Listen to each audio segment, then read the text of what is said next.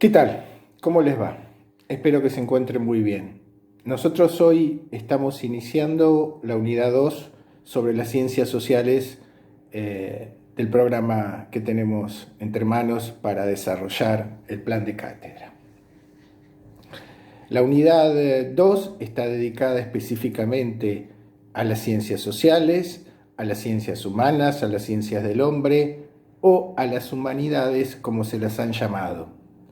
Vamos a ver que hay ciertas diferencias en la manera de nombrar este tipo de ciencias que son inherentes a lo que es el hombre en su condición humana particularmente y que tiene tiene que ver fundamentalmente con la disciplina desde la que hablamos dentro de las ciencias humanas, el momento histórico o el momento institucional. Decíamos en la unidad 1 que hay una manera de conocer que es el conocimiento científico, y en esa unidad tuvimos la oportunidad de hablar de cómo es este conocimiento, cómo es que se logra, diferente a lo que es el conocimiento vulgar, y cuáles son sus elementos principales: la teoría, el método, las técnicas, la confrontación con los hechos. Tuvimos oportunidad de conversar de todas estas cuestiones. En esa oportunidad también, cuando hablábamos en la unidad 1, hablamos que hay dos grandes continentes del conocimiento científico, particularmente las ciencias formales y las ciencias fácticas. Y dentro de las ciencias fácticas, las ciencias humanas y las ciencias naturales. Las ciencias naturales, tuvimos en esa oportunidad, particularmente las definimos como aquellas que tienen objetos de la realidad que son brindados particularmente por la naturaleza y que abarca o busca el conocimiento desde los cuerpos físicos, la composición de los cuerpos, los movimientos de los cuerpos físicos, las condiciones de vida en el planeta, y que va prácticamente del nanomundo, es decir, del mundo microscópico, a la astronomía, al universo, y a tratar de develar las preguntas que suscitan sobre el universo. Mientras las ciencias sociales o las ciencias humanas lo que estudian son hechos humanos o las acciones de los hombres. En principio, lo que nosotros deberíamos decir que las ciencias sociales son enfocadas desde dos puntos de vista que en algún punto pueden resultar dicotómicos, ¿sí? Y es aquel que tiene que ver con la posibilidad de hacer ciencias sociales como se hacen ciencias naturales, con la misma metodología, es decir, con la experimentación, la observación, la enunciación de generalidades y de leyes y la búsqueda de regularidades, y priorizando lo que puede ser un lenguaje matemático. Mientras otra corriente, que es la que podemos denominar interpretativa, hermenéutica o comprensiva, es la que entiende que las ciencias sociales son singulares. En ese sentido, su objeto es diferente, porque es nada menos que el hombre, en sentido amplio, y también lo que trata de velar son fines cognitivos diferentes. Mientras las ciencias naturales buscan las regularidades y las armonías en el hombre, en la naturaleza, las ciencias sociales tratan de comprender e interpretar la acción humana. Las personas, cuando actúan, cuando tienen ciertos comportamientos que son observables, lo hacen con un cierto sentido. Establecen una relación con los demás. Y este sentido puede ser de tipo individual o colectivo. Y eso es lo que tratamos de develar o interpretar en las ciencias sociales. Si ustedes leen el libro de Schuster, los dos que están en la bibliografía, los capítulos indicados, lo que van a observar fundamentalmente es que Schuster dice que es posible trabajar, al igual que en las ciencias naturales, con la misma perspectiva y con la misma metodología, a las ciencias sociales. porque normalmente se ha cuestionado el rigor lógico, metodológico de las ciencias sociales, como la vaguedad de sus enunciados. Y ustedes van a ver algunos ejemplos concretos ahí de cómo las ciencias sociales puede llegar mediante la observación de casos particulares, mediante la descripción, a enunciados generales que tienen condición de regularidad. Hay algo de lo que podemos determinar como una relación de causas a efecto. ¿Sí? Vamos a volver a retomar este tema enseguida.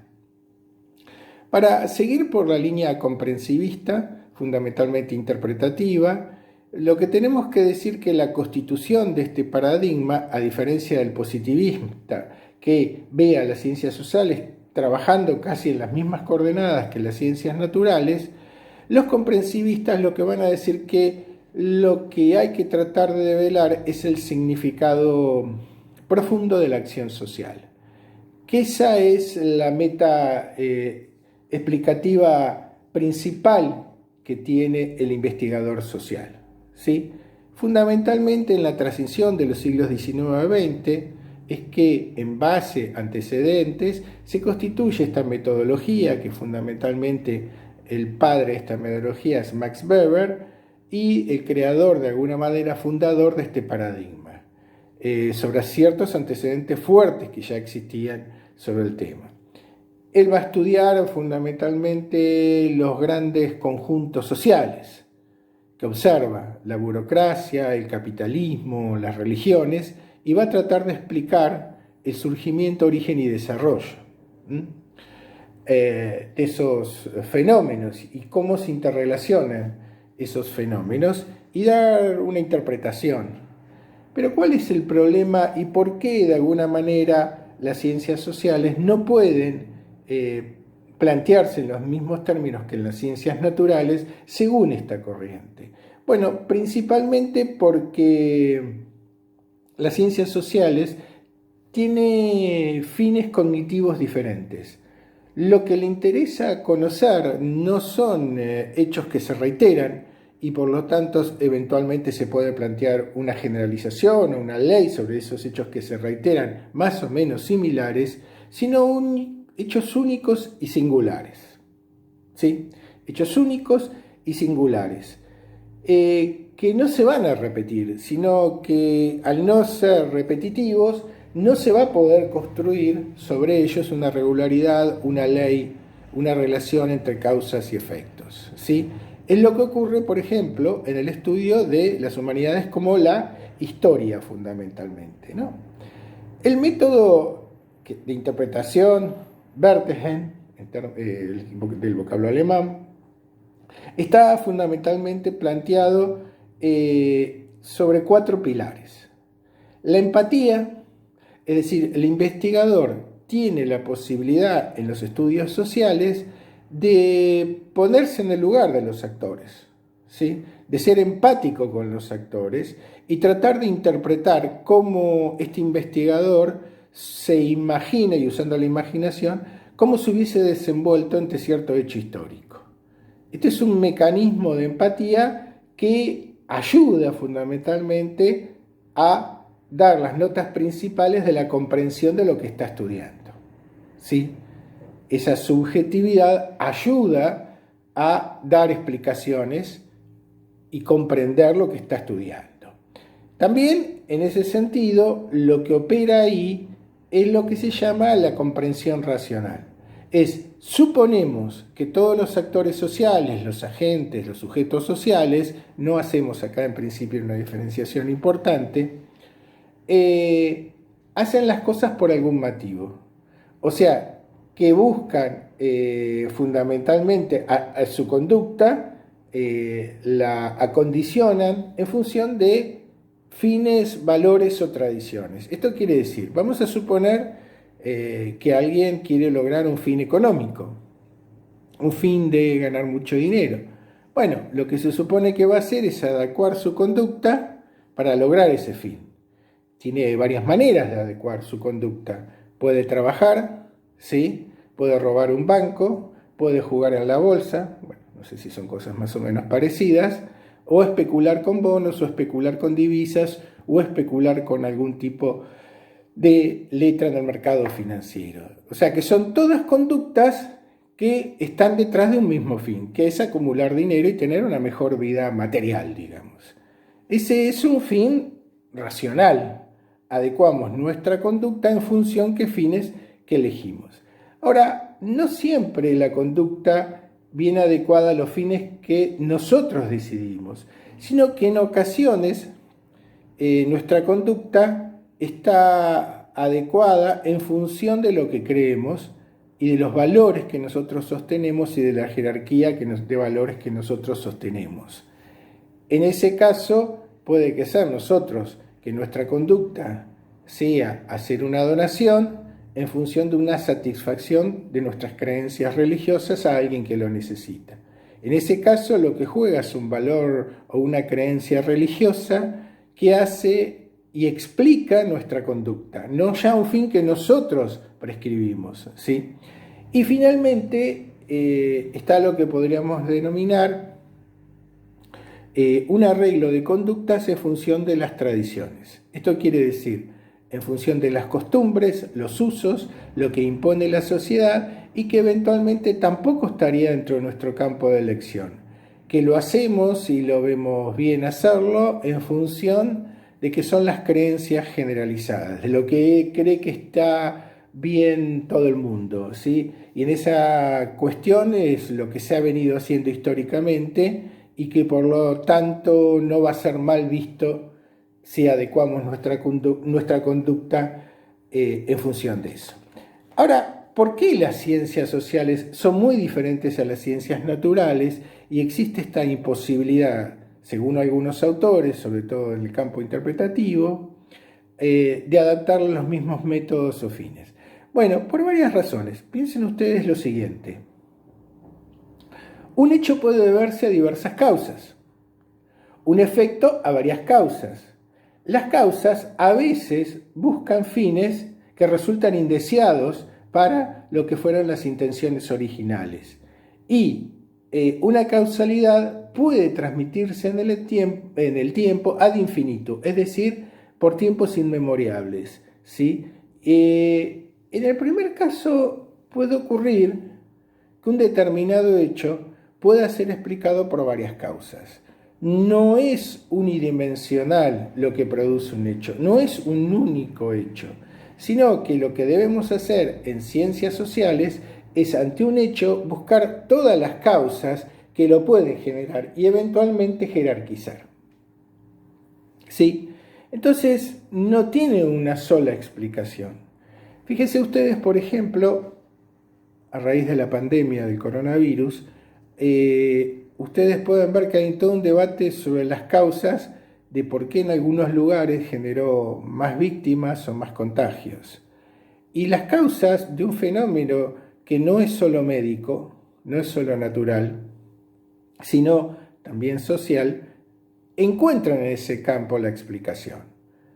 ¿Por qué generó en algunos países más y menos consecuencias negativas y terribles? Veía el otro día una mini documental donde explicaba el caso italiano, donde las víctimas desgraciadamente han sido muchas. Entonces decía eventualmente que ahí lo que había ocurrido es, arriesgaba, porque los hechos se habían desencadenado de esa manera, y arriesgaría varias causas. Primero, Italia tiene una vinculación comercial muy grande con China, o tiene una interrelación muy fuerte. Segundo, durante años el sistema de salud se ha hecho una desinversión muy importante en el sistema de salud público. Tercero, había habido un invento futbolístico por el cual se habían juntado hinchas españoles e italianos y habían estado codo a codo y había sido un factor de transmisión. Y tercero, las mismas medidas que tomó el gobierno generando la cuarentena en la región norte de Lombardía, en la región norte de Italia, en la Lombardía, había generado que muchas personas se habían escapado hacia el sur siendo portadores del virus. Entonces, tratan de explicar por qué ocurrieron esa cantidad de víctimas, esa cantidad de muertes, a diferencia de lo que pasa en otros países, a raíz del estudio de caso, y a través de buscar varias causas a ese hecho. Ahora, fijémonos que no es una cuestión tan sencilla, porque las causas planteadas así están en el terreno de las hipótesis que deben ser comprobadas. Y es una discusión muy concreta en ese sentido. Si ustedes piensan en algunos grandes fenómenos que encuentran a veces en infinidad de causas su origen. En esto lo importante es hacer una comprensión importante en cuanto a jerarquizar las causas y dar explicaciones satisfactorias que nunca son definitivas. Es decir, un hecho puede deberse a diversas causas. Ahora, también es cierto que a la vez, un hecho puede ser a la vez encadenado y convertirse en causas de otros hechos nuevos, ¿sí? O puede ser que a veces las decisiones que se tomen sean causantes de hechos indeseados, ¿sí? Vamos a suponer lo que está ocurriendo ahora con la declaración de cuarentena, para seguir en el mismo tema, en el mundo. En este caso se ha declarado la cuarentena en varios países.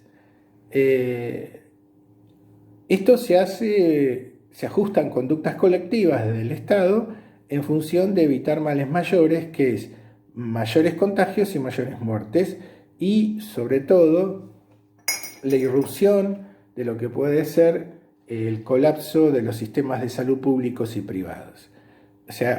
Pero puede haber efectos indeseados que todavía no están del todo contabilizados, como es las consecuencias económicas sociales que trae sobre la población, sobre todo sobre la población que no tiene capacidad para soportar este encierro y esta imposibilidad de seguir trabajando y generando ingresos para vivir. Entonces ahí nos podemos encontrar que lo que generan varias conductas son efectos no queridos o efectos indeseados en caso que se verifiquen, ¿no?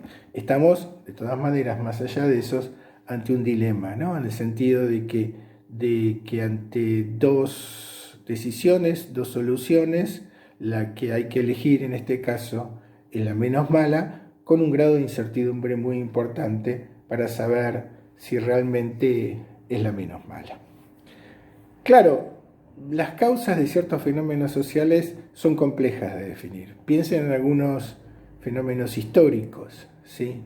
Piensen en las revueltas, en las revoluciones, en las crisis que hemos tenido en la Argentina, y van a encontrar explicaciones de distinta naturaleza que solo en la confrontación empírica, en el debate, en la discusión de razones y hechos, puede de alguna manera dilucidarse.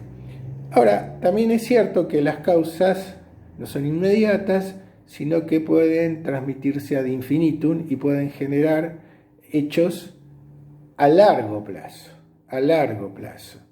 Algunas veces, cuando uno ve algunos estudios históricos, por ejemplo, del origen del actual capitalismo, va a encontrar que esos orígenes están en la salida de la Edad Media, o sea, tiempo atrás, y fundamentalmente con los avances de la ciencia y la tecnología, aplicado a lo que fue primero el capitalismo comercial. Y eso fue originando distintos tipos de capitalismos y transformaciones económicas sociales, y es una causa que está lejana en el tiempo, ¿sí? Y es lo que tuvo que ver con la conformación de un sistema político, económico y social. Entonces, la complejidad es que en realidad en las ciencias sociales es difícil hablar de causalidad, ¿sí? O de determinación, sino lo que hay que hablar es de condicionalidad fundamentalmente, ¿no? Entonces, lo que hace el investigador social es la reconstrucción social de sentido de los hechos que observa. Tengamos en cuenta lo siguiente, y si seguimos a Schuster, él da algunos ejemplos de cómo puede trabajar las ciencias sociales en términos positivistas, es decir, buscando esa calidad de manera más justa, y lo que uno puede decir en este sentido, que hay objetos y fines cognitivos que determinan cierta metodología de tinte más positivista, de tinte más cuantitativa. Si el objeto de las ciencias naturales es enunciar leyes y a la vez hacer un proceso de medición, cálculo y predicción, en las ciencias sociales se hace difícil, lo que es sobre todo la predicción. Seguramente los científicos positivistas van a decir que lo más importante que puede hacer una ciencia es predecir, no solo explicar, no solo decir por qué o qué son las cosas, sino cómo van a ser las cosas en el futuro, cómo se van a desenvolver esos hechos en el futuro. ¿Por qué es eso? ¿Esa predicción es importante? Bueno, es la gran promesa de la ciencia moderna del paso del siglo XIX al siglo XX, que la posibilidad de su desarrollo iba a permitirnos manejar la naturaleza y controlar la sociedad, evitar el enfrentamiento y la guerra civil. A veces esos controles se hicieron de manera bruta, ¿no?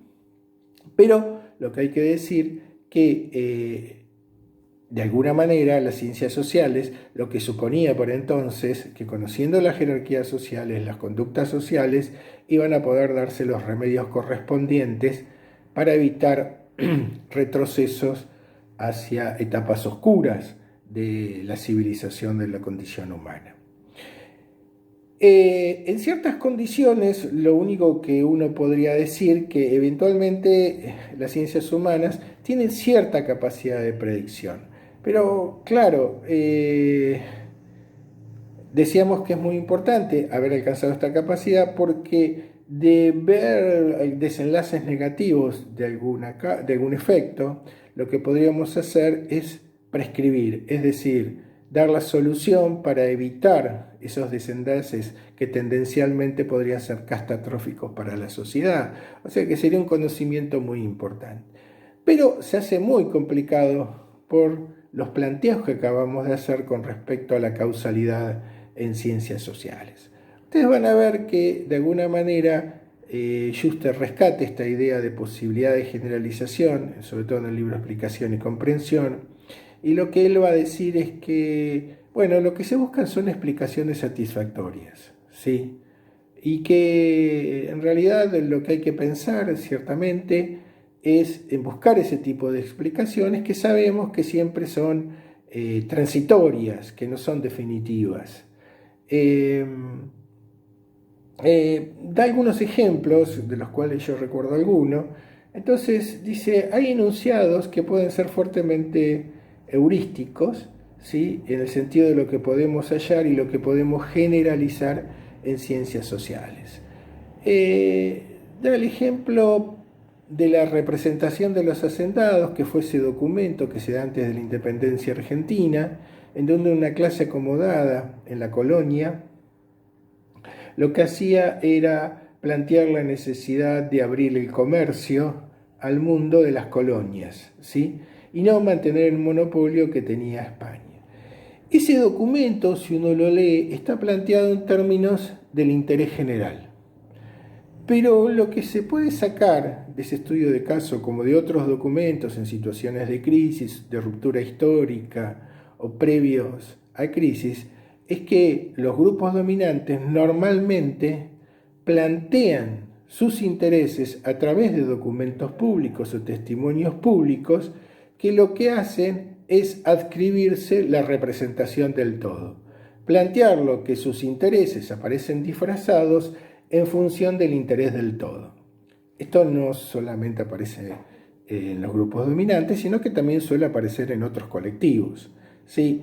Es muy común a veces cuando, por ejemplo, algunos periodistas hablan de la gente. Y uno pregunta, bueno, pero la gente, ¿por qué hablan en nombre de la gente? Ni siquiera tienen la representación de los votos. O lo que habría que preguntarse, según el medio que trabaja, ¿en función de qué gente? ¿En función de qué intereses? Entonces, acá hay una especie de enunciado general que suele aparecer en las distintas sociedades, en donde los colectivos o corporaciones tienden a plantear sus intereses particulares en función del interés del todo. Este sería un caso en donde un estudio histórico habilita, entre comillas, una cierta regularidad sociológica. Ahora, fíjense ustedes, hay algo que sería importante decir y que tiene que ver con la geografía, fundamentalmente con las ciencias geográficas, y y es lo siguiente. La geografía ha sido una ciencia particularmente que ha estado a caballo históricamente en las ciencias sociales y las ciencias naturales. A la vez ha sido un campo de experimentación híbrido de muchas metodologías y tecnologías importadas. La gran novedad de los últimos años ha sido la migración fuerte de los estudios geográficos del campo referenciado en las ciencias naturales a las ciencias humanas. Bueno, como hoy vivimos etapas postdisciplinarias donde la complejidad de los objetos de estudio, fundamentalmente frontera, hace pensar en la interdisciplina, en la transdisciplinariedad, no se nota tanto esta cuestión de compartimentos tan duros que subsisten solamente en las instituciones como en la facultad, sino que hoy se hace pensar ya en distintos elementos teóricos y de contenidos para plantear ciertos objetos de estudio. Bueno, en ese devenir la historia institucional de la geografía lo que vio surgir en distintos momentos es distintas metodologías, distintos fines cognitivos y alguna vez en una especie de batalla entre las corrientes que se disputaban el campo de la geografía. Piense por supuesto en la geografía tradicional que se construye en Francia, la geografía regional de las monografías francesas, ¿sí?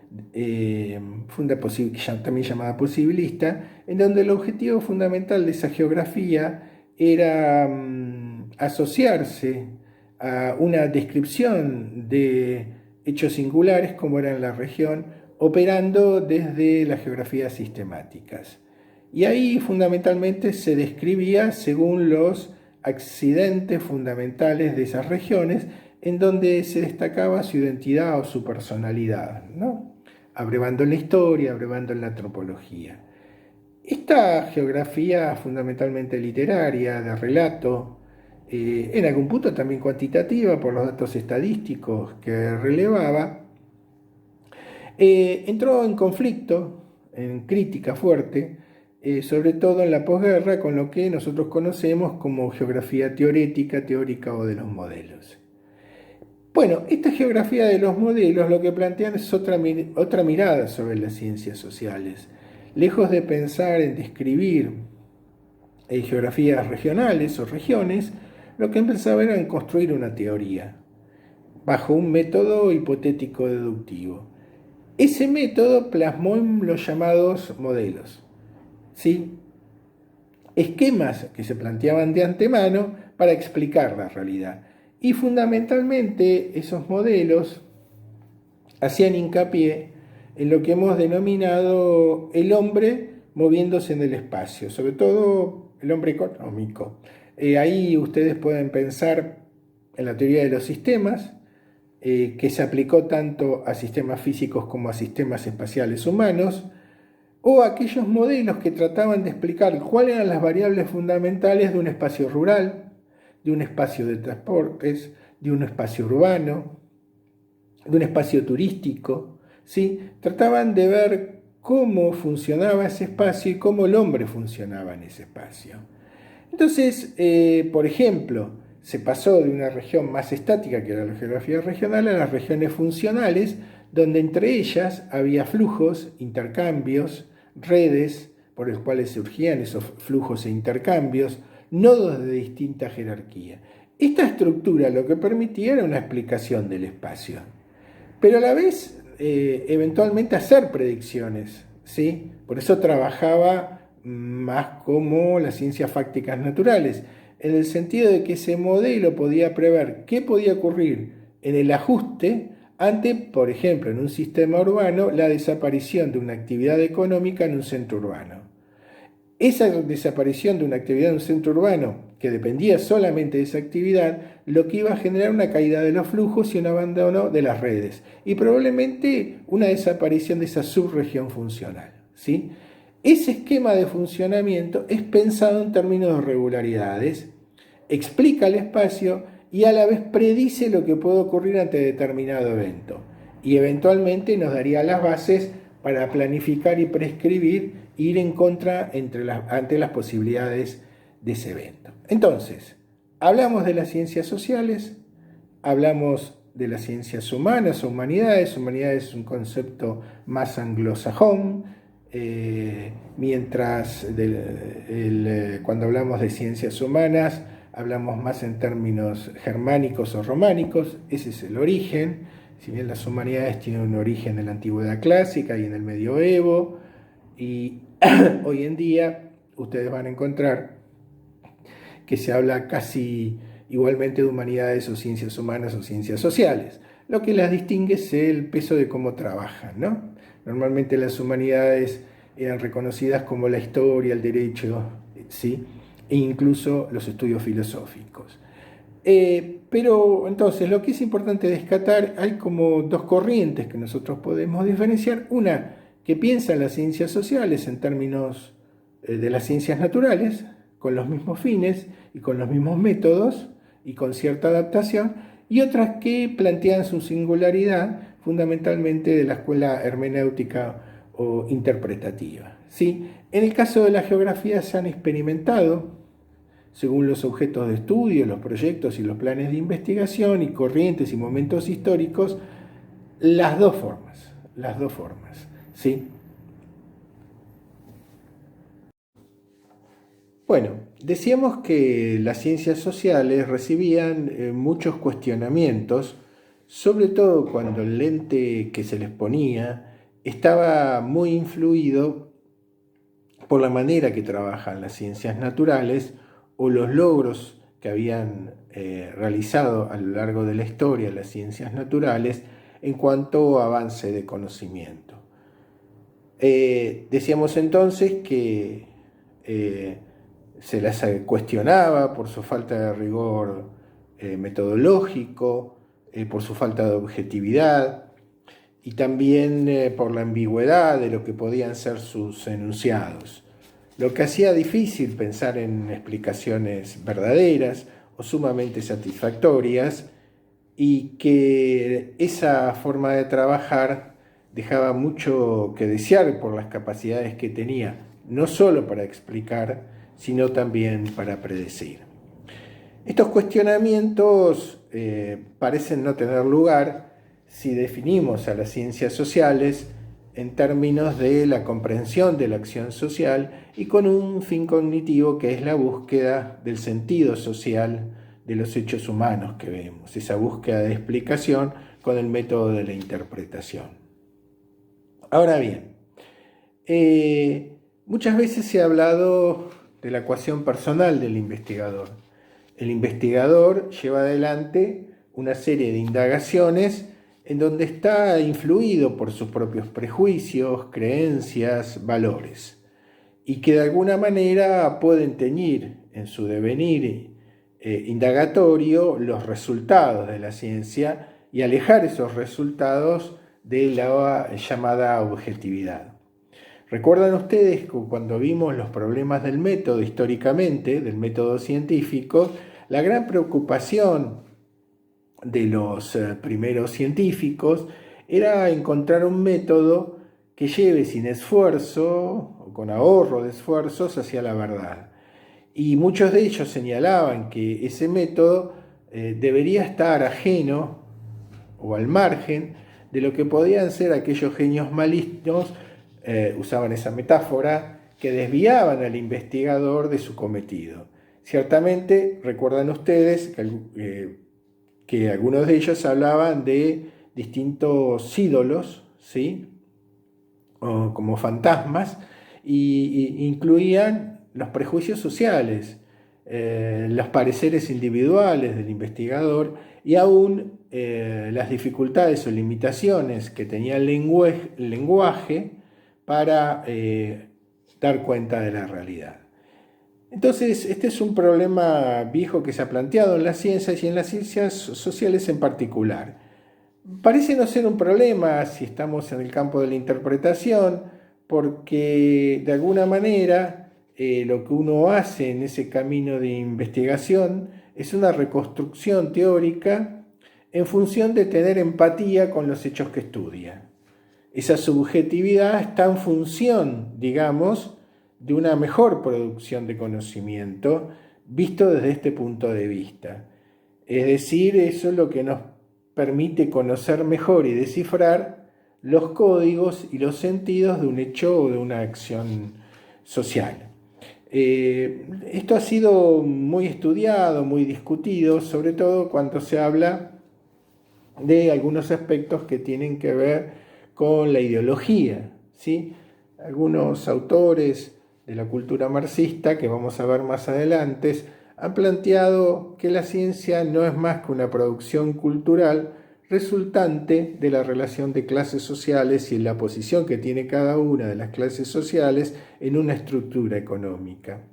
Y que los científicos, al igual que otras manifestaciones como el derecho o la política, no son más que producciones culturales que justifican esas formas de dominación, ¿no? Serían los casos más extremos, de plantear la ciencia como toda ideología. En el caso de Weber, es lo que va a decir, un poco planteando una cierta diferencia. Él dice que efectivamente los usos de las ciencias culturales pueden ser ideológicos, también el planteo de los problemas y las hipótesis es una elección que puede tener mucho peso, la formación cultural, las preferencias, la ideología o los valores del investigador, pero todo eso, ese planteo en el camino de la investigación suele quedar descartado. ¿Por qué? Porque se supone que uno efectivamente puede plantear hipótesis que sean más al gusto ideológico del investigador, de las creencias, de lo que piensa, de la visión que tiene de cómo funciona la sociedad. Pero en ese camino de investigación es más analítico positivo, en el sentido de que el investigador se ve obligado a confirmar esas hipótesis por la recolección de datos. Y de alguna manera se estaría desprendiendo de esos ídolos negativos que no le hacen llegar a la objetividad de los resultados.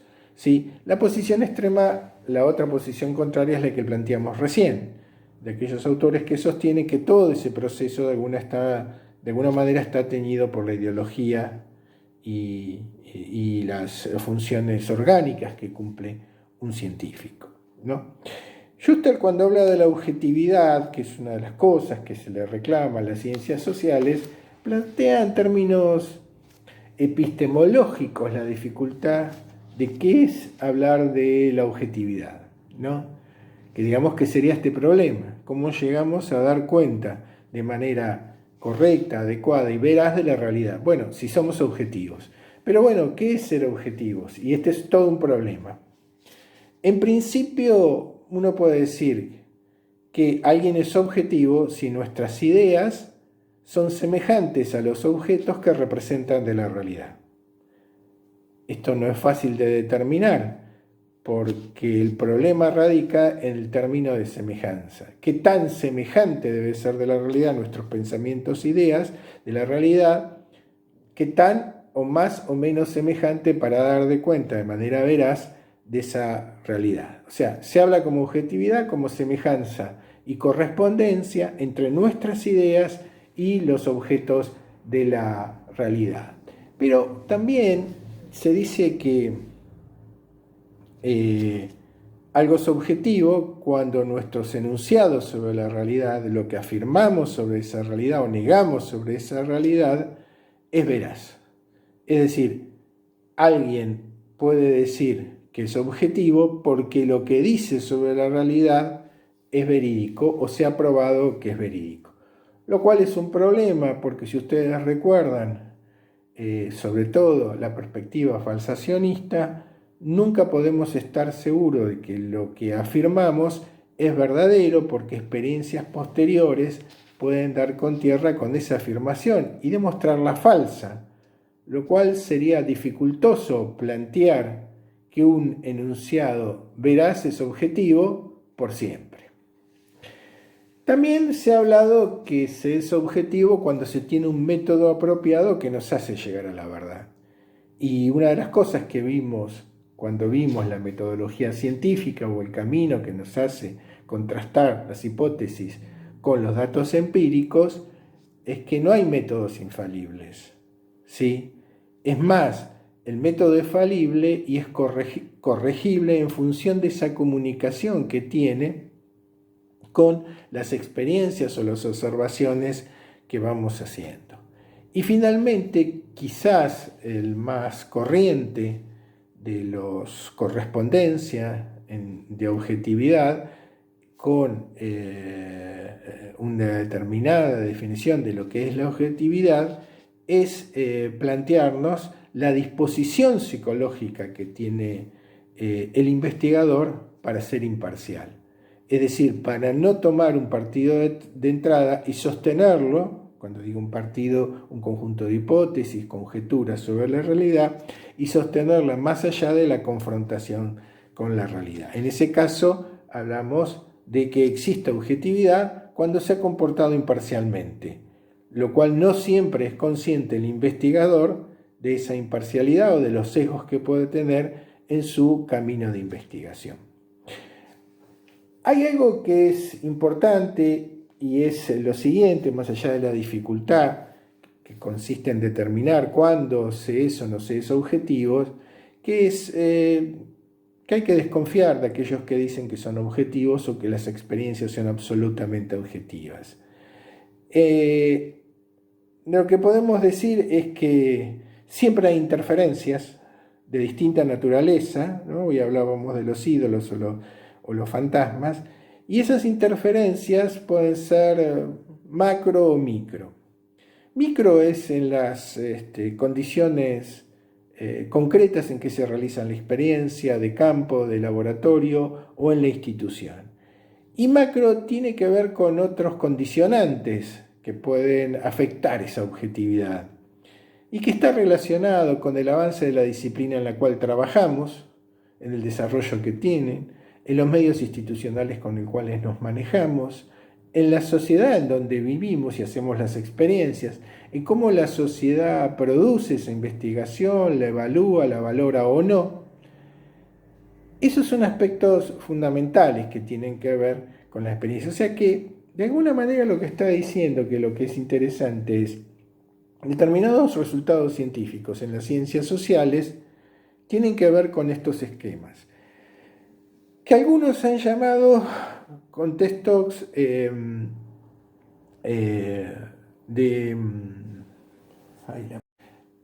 han llamado contextos de justificación y contextos de descubrimiento. O sea que hay una producción científica X o determinada, hay un contexto de descubrimiento y un contexto de justificación. El contexto de justificación se juega en el campo de la lógica, de los razonamientos y de las confrontaciones de teoría con la realidad. Pero a la vez hay un contexto de descubrimiento que tiene que ver con el tiempo histórico en el cual se producen esos resultados científicos y que pueden influir de manera más o menos intensa en esta calidad de los resultados y en estas características que tienen que ver con los resultados. En las ciencias sociales normalmente ocurre que el contexto histórico es muy importante.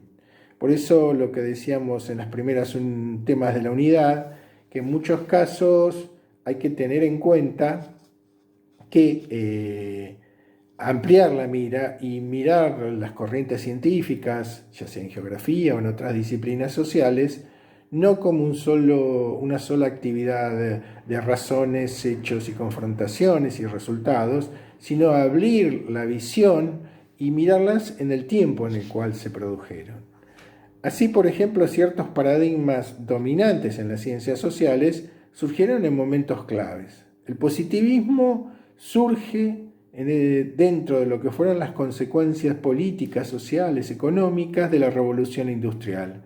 Y de alguna manera intenta dar alguna respuesta a ese desorden social y reorganización social que se estaba generando. También ocurrió lo mismo con la producción científica o ensayística del marxismo, que surge en ese contexto. De alguna manera, los paradigmas de ciencias sociales son hijos de su época histórica. ¿Sí? En un caso, tratando de generar el dominio de la sociedad dentro de las ciencias llamadas positivas, y en el otro caso, un poco atendiendo a las consecuencias que se estaban generando con la creación de las nuevas clases dominantes y las clases proletarias.